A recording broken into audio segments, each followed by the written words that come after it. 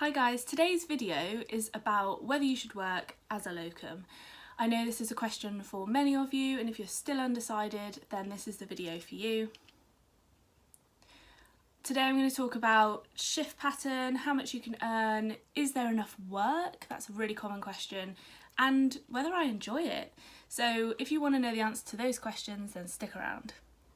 Hello everybody! If you're new here, my name is Dawn and I'm a junior doctor working in the southwest of England. If you like the content, it'd be really great if you could give my channel a like, subscribe and leave a comment down below. I'd love to hear from you. So I'm currently working as a locum doctor as my F3, which is kind of a colloquial term for the year after F2 before you go into training. So I get asked so many questions, it's not a problem. I get asked so many questions about what being a locum doctor is like and whether they should do it too. So I thought, what better than to make a vlog about this, and this is accompanying my blog post. I'll put it down here in the description below. Attached to that blog post is a cheat sheet that you can download for free, and I've made it. I put a lot of time and effort into it. It's basically a lot of information about what is the difference between a trust grade and a locum, and what your sort of goals are for that year and whether you should trust grade or locum basically. If you don't know what a trust grade and a locum are, I'll explain it briefly, but as I said, it is in that cheat sheet. So a trust grade is basically like an F3 doctor, but they don't have to be. They have a contract with a hospital, they have regular shifts and income, but they are not in a training programme. That's an important point. However, a locum, you don't have to be an F3 again, just sort of fills the gaps where there are gaps. So you don't have a regular rota and you are brought in when people are off sick or if they need leave. The main things I'm going to discuss today are money, shifts, enjoyment and mental health, and what is important to you and whether you should choose it. I don't know what's going on. I've just had a coffee and I am like actively perspiring in this jumper, so I'm going to take it off. And it's a shame because I do quite like this jumper. It's got this funky like hang off the shoulder style, but here we go. And it's on the floor. Oh, there we go. Okay.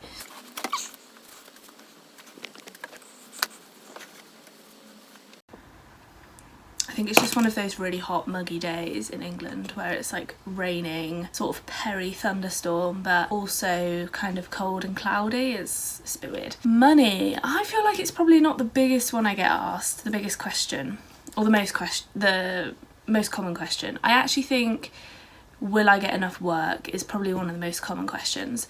Most people know that locums earn a lot of money, and we earn a lot of money.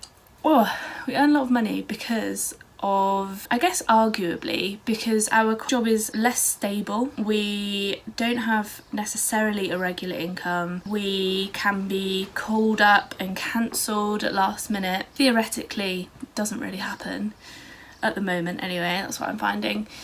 I think the main thing is the stability and not having a contract, and I think that really freaks a lot of people out. But let's put it this way. So it's currently Thursday, so obviously I'm not at work because it's nearly 3 o'clock. I have worked 3 days this week and they have all been 9-hour shifts. I earn £40 an hour pre-tax. Now if we work that out, I don't even know what that is and I'm using my phone, so I could go on here and work it out how much I earn per day before tax. Yeah, I've actually decided I'm not going to use a calculator because I feel like I need to use my brain. Right, I can work this maths out, I'm sure. So 4 times 9 is...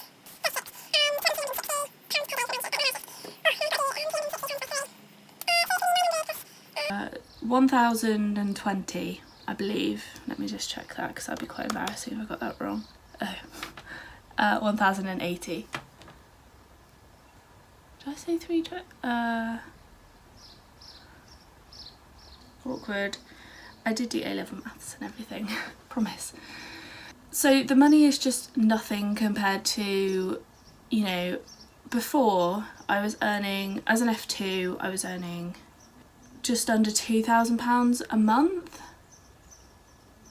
after everything was taken away, so tax, and which is a bloody lot. So I only need to work like 2 days a week to earn the same amount, which is crazy. Now, if you're doing on-calls, which are generally a bit more taxing on your body and your brain, just because you're in hospital for sometimes 13 hours, the other day I was in for 14, it was horrendous, and you're often doing like a week at a time, but you can earn like £2,000 in a week. It's crazy. So the money doesn't compare, and that is something we're going to consider later. Now, the shifts. The biggest worry people have is not getting enough work. And the way I think about it is you have to, like I said, 2 shifts a week, you'll earn, it's basically a game of like, what's that one where you like cross the road? The one that we used to play when we were teenagers. I don't know, chicken, I don't know. Anyway, it's basically a game of chicken, because it's like who will chicken out first, and a lot of people just chicken out of, I shouldn't say chicken because it's like got negative connotations, but you basically have to stand your ground and shifts will come, because people at the beginning of the year you're like, oh my god, everybody wants to do a locum, but people will start going, oh, everybody wants to do a locum, I'm going to trust grade because it's more secure. You'll earn significantly less though, and work more hours, so it just doesn't make any sense to me. The way I think about it is people are always going to go off sick, and whether that's at last minute or whether that, you know, they're going to need annual leave, they're going to need study leave, people are going to start going abroad again, and they're going to start leaving the country, you know, to go and work in a different country, loads of things. And the need for locums over COVID in our hospital was extremely minimal. It was actually really unusual. But I know in the rest of the country that was not the case. So the way I think about it is, yes, you might not have any work here, but you can go to any part of the country. And as a doctor we were allowed to travel, sort of. Well, yeah, we were allowed to travel to work during the height of the lockdown, the first one. I was still travelling to work, the roads were dreamy, halved my commute time, 45 minutes to like 20. When I first started locuming, I contacted a few other hospitals, and because I was worried that I wouldn't get enough work. And if you're willing to travel, I've got 2 or 3 hospitals, I think, well, more than that, but 2 or 3 acute hospitals within half an hour drive from me that were like begging for, you know, doctors. And if you're willing to work anywhere, especially if they need you on AMU, which is the acute medical unit, or the emergency department, ED, then if you're willing to work there, they always need doctors. I have turned up sometimes as a locum and not necessarily been needed, and as a bank HCA. I used to work as HCA in medical school, and I wasn't always needed in that one place, but I was never sent home, never. And I was like, I can go home if you want. I've never been sent home. It's always been, we'll just move you somewhere else, because there is literally always something for you to do. Even as a doctor, they could pay, you know, I wouldn't mind if they said, can you go and help out on the wards to help the nursing staff? In the height of the pandemic, that was what we were sort of gearing up to do. I wouldn't have minded doing that. Technically, I can give medications, and I've worked as HCA, so I know how to look after patients, and oh god, I'm digressing again, and clean patients, etc. But that's out of topic now. But what I'm saying is, if you're happy to work anywhere, you are not fussy, then you will have shifts. I think that's the biggest worry people have. Yes, if you only want to work in one place, probably locuming is not for you. I'm really not fussy. I work literally a different place every day, and I would prefer not to be moved, but it hasn't really happened that much. It's kind of strange that they've tended to move the trainees when we were all getting redeployed over COVID. They tended to move the trainees, the F1s and the F2s, before the locums. I don't know why. Maybe because the F1s and F2s didn't have a choice and they knew we did, so we could turn down work, but I didn't do that, but I wanted to keep us sweet. I personally haven't worked in any other hospitals as a locum, and I think that could be quite stressful. So I think if worse came to worse, then I would do it. I personally like knowing what I'm doing. I like knowing the hospital. I like knowing the people. Most EDs are the same, most AMUs are the same. You might need a computer login, which would be a pain in the bum.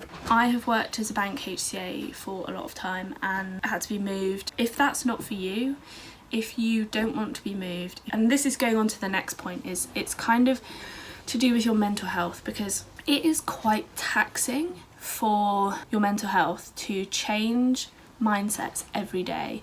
And some days I've had to change mindsets 3 times in one day.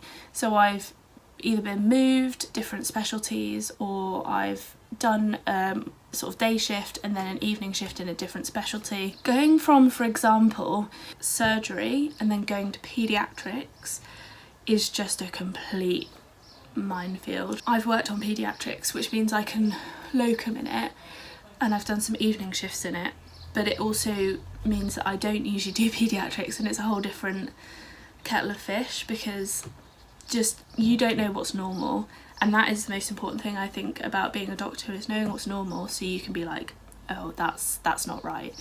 So I don't know what I mean, thankfully the nurses are very experienced and I just look it up. I won't know off the top of my head what the normal heart rate for a 2-year-old is. I roughly know it's higher than you would think. It's probably over 100. But adult, I know doses off the top of my head, whereas child, you have to work it out based on their weight or their age, and that's difficult.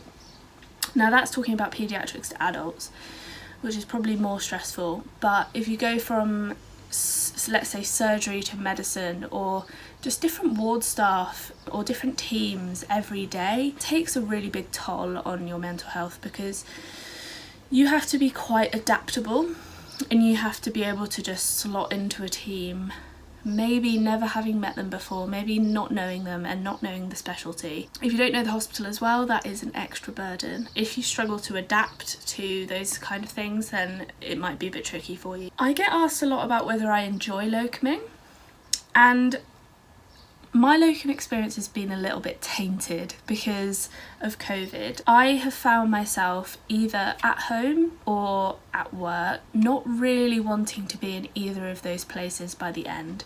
People were like, oh my god, you don't want to be in, like, alive, and I was like, no, it's not that I don't want to be alive, it's that I don't want to be at home and I don't want to be at work, but those are the only 2 places I can be. It's like not wanting to sit in your room all day, but that's where you're locked. Everybody says, well, you're at work and you're socialising, which yes is great, and I do get out the house, or I did get out the house. I'm talking past tense here because this is talking about over, like, more lockdown COVID, what it was like. I did get out the house and I got to cycle to work and I got to see people, but sitting in a hospital environment where COVID is surrounding you, no one is really happy, because no one is having a particularly fulfilled life outside of work. Everything is quite stressful. The whole mood of the hospital was quite down. Yes, I did get to go out of the house, unlike a lot of people, but I also felt, especially at the beginning, like we didn't know much about COVID, so it was kind of like going to the front line of the war, not really knowing what was happening. Would I get moved to ITU? Not as a patient, as a doctor. Would I get moved on to medicine? Would I, what would happen? That is then. I did not enjoy that. My first experience as a locum was not great because of that. However, now things are opening up and hopefully going back to normal, being a locum in this kind of time is, and it's May now, is much better. Because my spare time, now a lot of my friends are doctors, so a lot of them aren't free on the weekdays anyway, but it means I have my weekends off. It means I can be more flexible. It means I can have a long weekend if I want, and I don't get paid holiday pay or sick pay, and that's something else to think about. It's kind of made up for in how much you do earn, but it means I can plan things and I have a lot more flexibility with what I do. I'm like juggling a lot of things outside of work, so blog, my YouTube channel, I have lots of plants there. I've just started up a new Etsy shop called Plant Doctor Creations, which I will put in the description below.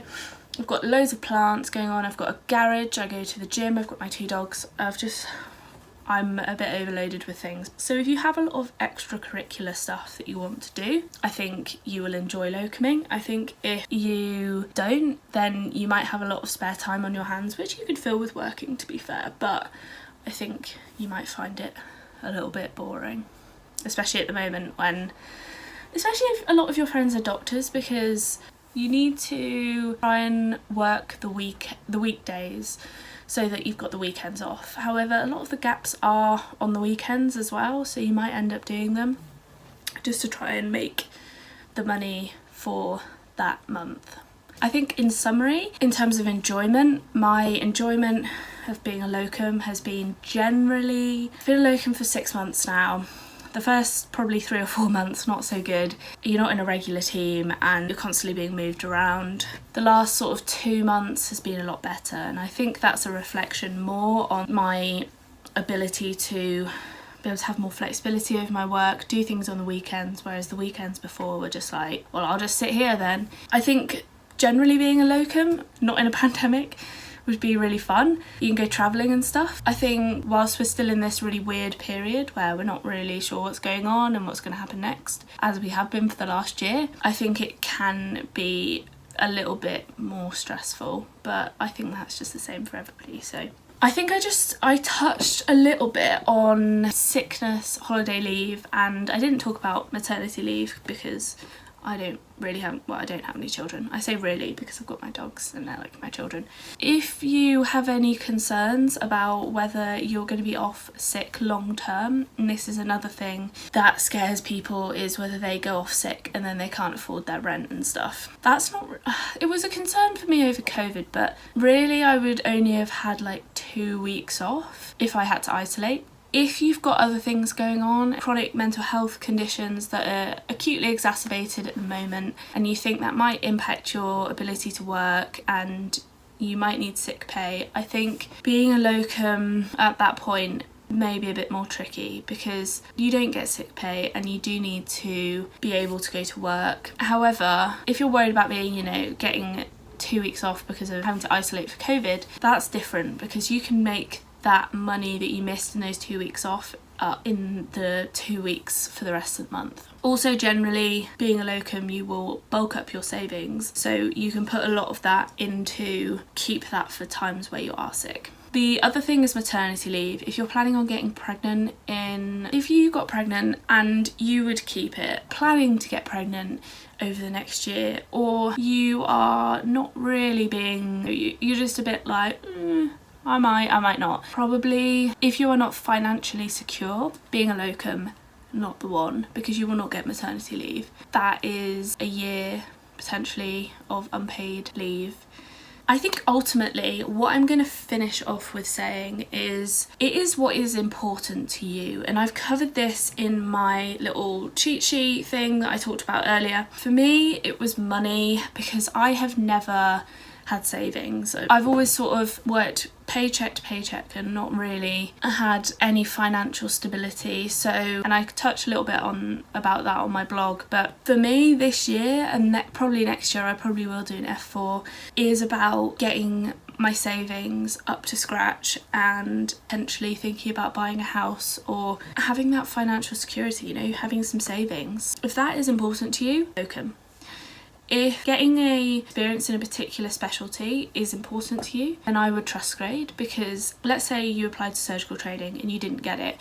Your best bet is to trust grade in a surgical specialty, because as a locum you'll almost likely not get theatre time. You are there to fill a gap. You will not be rotated into theatre time. You will not be doing any of the sort of learnings things, going to teaching, as you may be on a trust grade rota. Locuming is literally just turning up to work, filling a gap and leaving again and doing the same the next day. So for something as competitive as surgical training, I think locuming may not be the one for you. I do cover this in more detail again in my cheat sheet that I've talked about. I've linked what is your priority to maybe what you should do, or just a kind of idea about what you should do, whether you should trust grade, whether you should travel, etc. So I really recommend downloading that. It actually had really good uptake, so thanks for everybody who downloaded it, and I'm sorry this video is taking me so long, but I'd really love it if you liked and subscribed. I will be creating more content. And please leave a comment down below about what you would like to see in future and whether you enjoyed this, and if you have any more questions, because I would love to hear from you. Just have a chat about what you think. So thanks for watching, and I'll see you in the next one.